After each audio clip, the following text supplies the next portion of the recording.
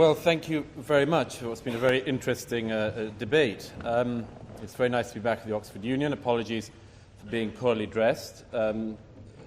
I did have black tie when I was at Oxford, but it's more than 12 years ago now, and I tried on my black tie earlier, and it looks less like a dinner suit than a wetsuit. But notwithstanding my dress, I would like to tackle some of the things that have not been tackled, and answer some of the speeches that have already come from both sides, and to address what I think is an issue we have to take seriously, because it's about our future as a country and a society, and it's, in my opinion, not going to be easy, and it's going to require quite a lot of fairly clear, tough, frank thinking. Let me first of all give you some facts. We have to start this off from the facts.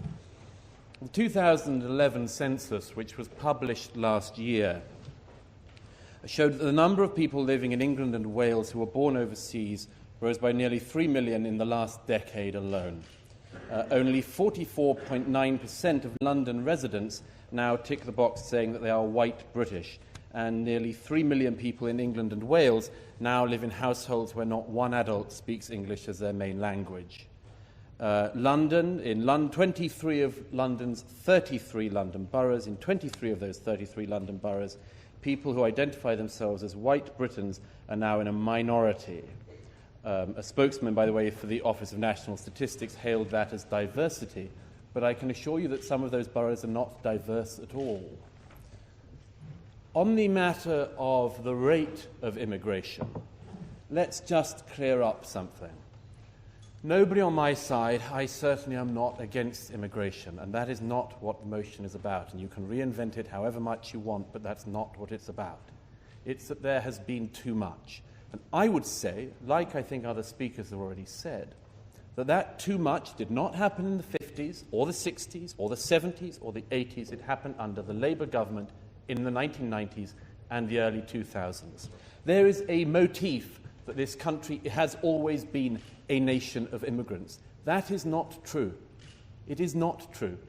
For most of this country's history, there was a very homogeneous group of people on these islands.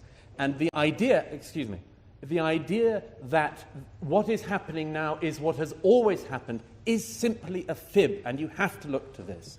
The Huguenots are always given as an example, a very good example, and a group that 50,000 Huguenots came to this country in the period of the 1680s onwards.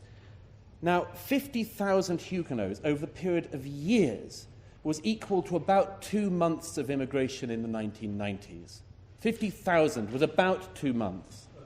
The Ugandan Asians expelled by Idi Amin, which this country, I think, rightly took in, numbered 30,000 people. 30,000 people by the late 1990s was 6 weeks of immigration. So my point to you, first of all, is that the speed and the rate matters, and it matters for a reason which I am going to come back to in a moment.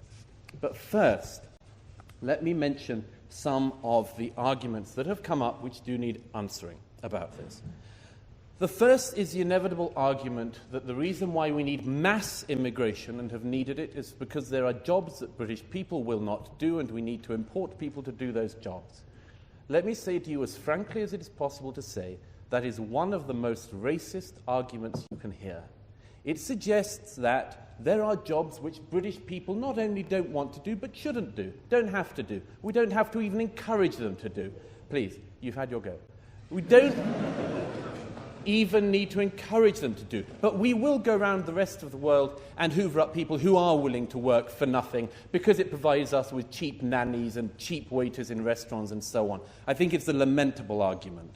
The second argument you can hear, and we had it already tonight, is the argument about the hoovering up, as I would put it, of the other end, as it were, of the economic spectrum, that it is the best idea possible that we will travel around the world and hoover up nurses and doctors in Africa and across other regions of the world, that we can take people from the third world who the third world has superbly educated and make sure that they benefit us. Again, I think a lamentable argument. Look, the argument on immigration often comes down to net benefits. Is it an economic net benefit or an economic problem?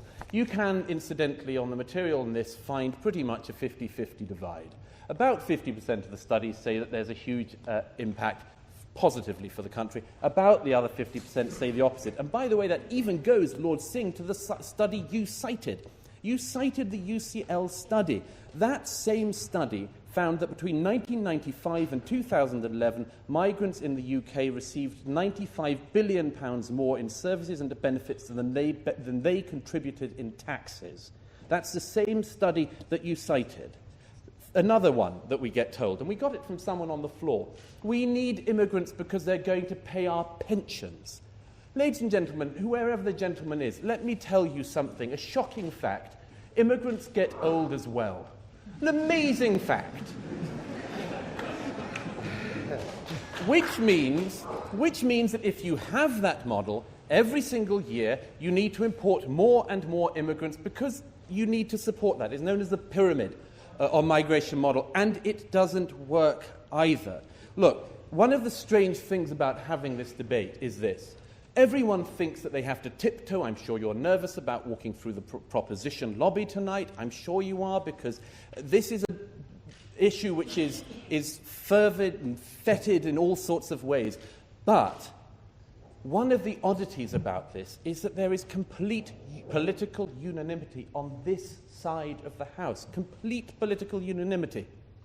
Jack Straw, who was one of the Labour ministers who presided over that catastrophic period of too fast immigration, now says, he said it in November of last year, that it was a spectacular mistake. That's his words, a spectacular mistake.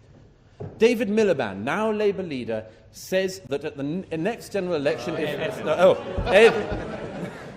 very easily done. Apologies.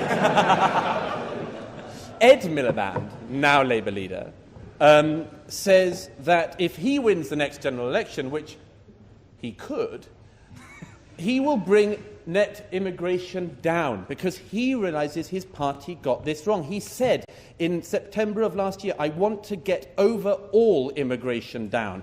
David Cameron, Nadim's party leader, the man who would be properly Prime Minister, perhaps, in 2015, said in his speech last year, on 25th of March, he said, contra, Nadim, to your argument, quote, under the previous government, immigration was far too high and the system was badly out of control. Net migration needs to come down radically. That's the words of the Prime Minister. This is not an outrider argument. It's what all the main political parties now say. They say it because it's what the public think. 77% of the people in the British Social Attitudes poll last year said they wanted immigration to come down. Almost 60% said they wanted it to come down by a lot. That's the British people's opinion, and the politicians are simply, amazingly, having to try to answer that, and a serious need. Now, I'm aware that the bell has gone, but let me very quickly address the issue, if I can find it, that came up from a couple of people. And this is the key thing I really wanted to mention, if I may have a moment. This issue of our values. I hate hearing this, we don't know who we are, because quite often it leads to the thing of, we're not anything. Britain isn't anything, Britain never existed, it's not an identity, and so on. One of the reasons you hear that is because it is an attempt, I think an honest and a decent attempt by people to answer a real question. When you have migration at the rate this country has had it in recent years, you have to expand and water down your definition of what you are, because you have people coming in so fast that what would have been your definitions of yourself stop holding. If you asked somebody 50 years ago, what is Britishness? What are British values? They would have said it very clearly. They are epitomised in a set of historic institutions, in the institutions of Parliament, in the institutions of trial by jury and the high courts, in the great schools and universities. They would have said the monarchy. They would have said the Church of England. Why is it now that we have this big, endless debate? Who are we? What are we? It's because we want to welcome people, but it's happened so fast, we have to end up doing things like saying Britishness is about fair play or being nice to people. Everyone wants to be nice to people. Very few people would say our identity as a country is being mean to people. But we water it down because it's what we think we have to do, and in a way we're right. In a way we're right, because it has become very difficult to say what Britishness is or can be or should be for people when immigration happens at this kind of rate. I would submit, ladies and gentlemen, this is something which in your lifetime and mine is going to be a colossal issue. Migration does bring all sorts of benefits. When it comes at this sort of rate, I would argue it also brings some very negative things as well.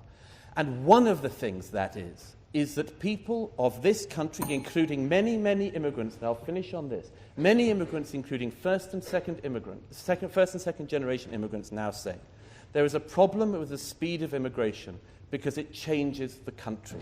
It is all very well to say that we are open to people who share our values. But if our values water down and the people who come here come at the rate they have, it is not surprising that we will end up arguing for immigration as an economic thing, because we will be giving up our culture, we will be giving up our identity, and we will be saying what some people now do say, which is that the peoples of Britain and Europe have lost their place in the world. I think it is right for people to have a place they call home, an identity that they're proud of. I think it for all people around the world, and I think it for the people of this country. And I hope tonight you can vote to say you think that too. Thank you.